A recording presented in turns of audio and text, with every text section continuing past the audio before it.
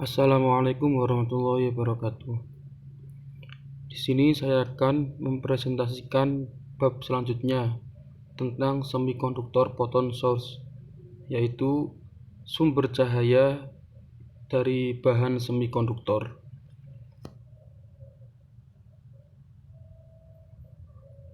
Cahaya dapat dipancarkan dari bahan semikonduktor akibat adanya lubang elektron rekombinasi. Namun, bahan yang mampu memancarkan cahaya seperti itu tidak bersinar di ruangan suhu karena konsentrasi elektron dan lubang yang tereksitasi saat termal terlalu rendah untuk menghasilkan radiasi yang terlihat. Di sisi lain, sumber eksternal energi dapat digunakan untuk mendorong pasangan lubang elektron dalam jumlah yang cukup untuk menghasilkan radiasi rekombinasi spontan dalam jumlah besar, sehingga menyebabkan material untuk bersinar atau dapat bercahaya. Cara mudahnya yaitu dengan meneruskan bias PN junction yang memiliki efek menginjeksikan elektron dan lubang ke wilayah yang sama ruang. Radiasi rekombinasi yang dihasilkan kemudian disebut dengan elektrominesensi injeksi. Ini adalah gambar-gambar tentang semikonduktor photon source, yaitu LED, semikonduktor optical amplifier, dan semikonduktor injection laser. Yang pertama yaitu LED atau light emitting dioda. Apa itu LED? LED adalah perangkat semikonduktor yang memancarkan cahaya akibat efek elektroluminescence atau biasa disebut dengan EL, yaitu proses di mana foton dihasilkan ketika kelebihan pasangan lubang elektron yang dibuat oleh arus listrik yang disebabkan oleh bias eksternal. Lebih jelasnya yaitu elektroluminescence adalah dasar dari dioda pemancar cahaya atau LED, di mana dioda PN junction dapat memancarkan cahaya ketika tegangan yang tepat diterapkan, sehingga elektron bergabung kembali dengan lubang elektron pada perangkat untuk melepaskan energi dalam bentuk foton. Radiasi yang dihasilkan dari rekombinasi pembawa muatan minoritas yang diinjeksikan dalam PN atau sambungan pin yang bias ke arah depan, itu disebut injeksi elektroluminescence. Selanjutnya yaitu karakteristik dari LED. LED karakteristik.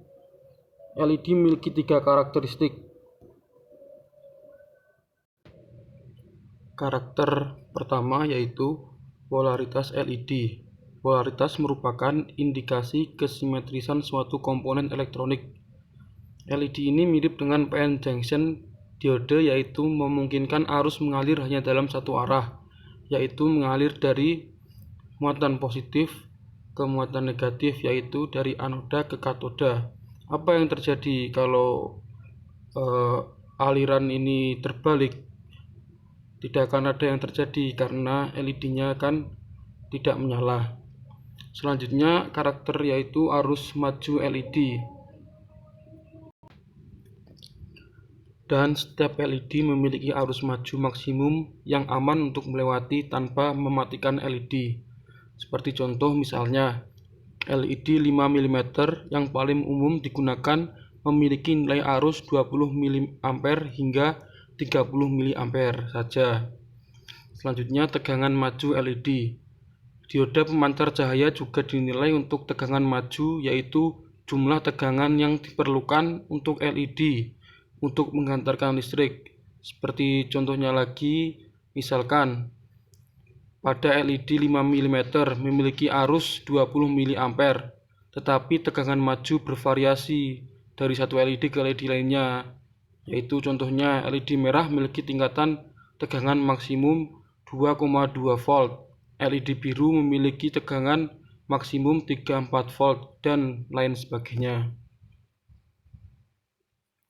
Selanjutnya yaitu semikonduktor laser amplifier.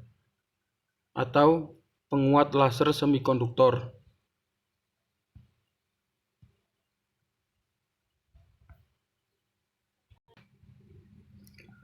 Prinsip yang mendasari pengoperasian penguat laser semikonduktor adalah sama seperti penguat laser lainnya, yaitu penciptaan inversi populasi yang menghasilkan emisi yang didorong lebih merata daripada penyerapan. Inversi populasi biasanya dicapai dengan injeksi arus listrik dalam dioda PN junction, yaitu bias maju tegangan menyebabkan pasangan pembawa diinjeksikan ke wilayah persimpangan, tempat mereka bergabung kembali dengan cara emisi terstimulasi, seperti pada contoh ini. Selanjutnya, unsur dalam semikonduktor laser amplifier, yaitu gain. Cahaya frekuensi V dapat berinteraksi dengan pembawa bahan semikonduktor energi celah pita E.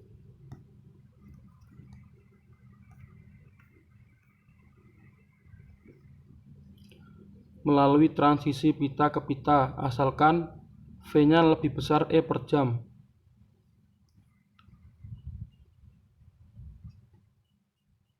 Nah, ini adalah gambar dari penyerapan foton menghasilkan pembentukan lubang elektron pasangan.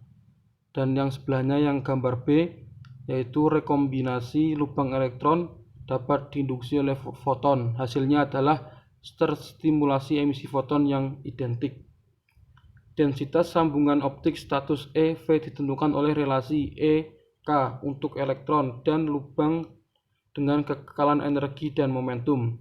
Dengan bantuan dari pendekatan parabola untuk hubungan EK dekat konduksi dan tepi pita valensi, bahwa energi foton dan lubang yang berinteraksi dengan foton energi HV adalah E2 sama dengan EC plus MR per MC HV min EG, dan E1-nya sama dengan E2 min HV. Selanjutnya, pumping atau pompa. Optical pumping adalah proses di mana cahaya digunakan untuk menaikkan atau memompa elektron dari tingkat energi yang lebih rendah dalam atom atau molekul ke yang lebih tinggi. Hal ini umumnya digunakan dalam konstruksi laser untuk memompa dan dengan medium laser aktif sehingga mencapai inversi populasi. Dan seperti ini gambar dari optical pumping, yaitu pump foton menuju input sinyal foton dan keluar menjadi output sinyal dan foton. Selanjutnya, heterostruktur. Pengurungan elektromagnetik dari sinar optik yang diperkuat dapat secara bersamaan dicapai jika bahan dari lapisan aktif dipilih sedemikian rupa sehingga indeks biasnya adalah sedikit lebih besar daripada dua lapisan sekitarnya, sehingga strukturnya bertindak sebagai sebuah pandu gelombang optik. Oleh karenanya, desain heterostruktur ganda membutuhkan 3 lapisan yang berbeda bahan yang cocok dengan isi. Seperti gambar yang di atas ini, yang tengah, yaitu gambar diagram pita energi dan indeks bias sebagai fungsi posisi untuk penguat laser semikonduktor pada struktur ganda. Ada 1P, 2P, dan 3N, yaitu lapisan pertama P tipe energi gap EG1 refraktif indeks N1. Lapisan kedua P tipe energi gap EG2 refraktif indeks N2. Lapisan ketiga N tipe energi gap EG3 refraktif indeks 3.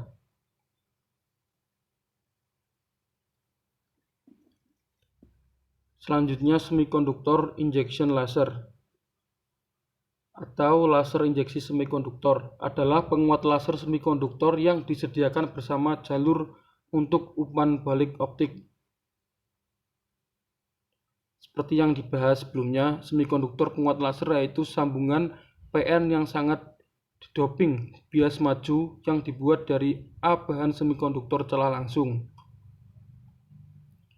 Arus yang diinjeksikannya cukup besar untuk disediakan penguatan optik.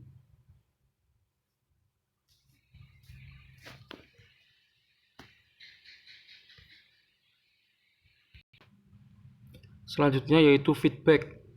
atau umpan balik yang biasanya diperoleh dengan membelah material semikonduktor di sepanjang bidang kristal.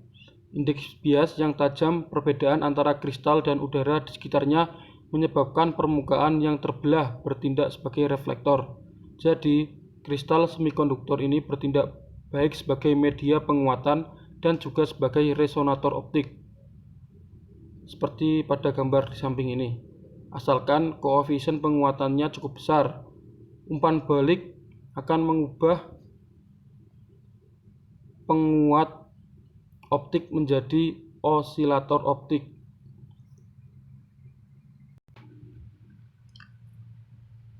Selanjutnya power internal photon flux, yaitu ketika kerapatan arus laser dinaikkan di atas nilai ambang batasnya, yaitu J lebih besar dari JT, koefisien gain puncak penguat YP melebihi pelepasan koefisien AR. Output photon flux dan efisiensi flux photon keluaran laser psi 0 adalah produk dari flux foton internal psi 0 dan efisiensi emisi eta E. Spectral distribution, yaitu distribusi spektral sinar laser yang dihasilkan dan diatur oleh 3 faktor. Yang pertama, lebar spektral B, di mana koefisien penguatan sinyal kecil medium aktif Y0 lebih besar dari pelepasan koefisien AR.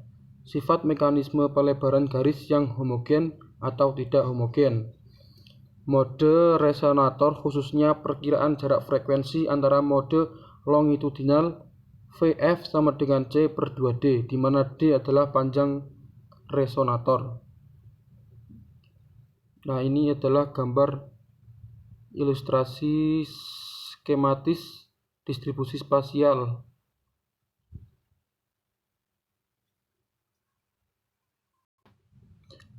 Distribusi spektral dari laser heterostruktur. Selanjutnya, spatial distribution. Pada kebanyakan laser lainnya, sinar laser terletak sepenuhnya di dalam media aktif, bahwa distribusi spasial dari mode yang berbeda ditentukan oleh bentuknya cermin dan pemisahnya. Dan di bawah ini adalah ilustrasi skematis distribusi spasial dari intensitas optis untuk laser mode pandu gelombang. Selanjutnya mode selection, yaitu single frequency operation. Operasi frekuensi tunggal dapat dicapai dengan mengurangi panjang D resonator sehingga jarak frekuensi antar berdekatan mode longitudinal melebihi lebar spektral media penguat.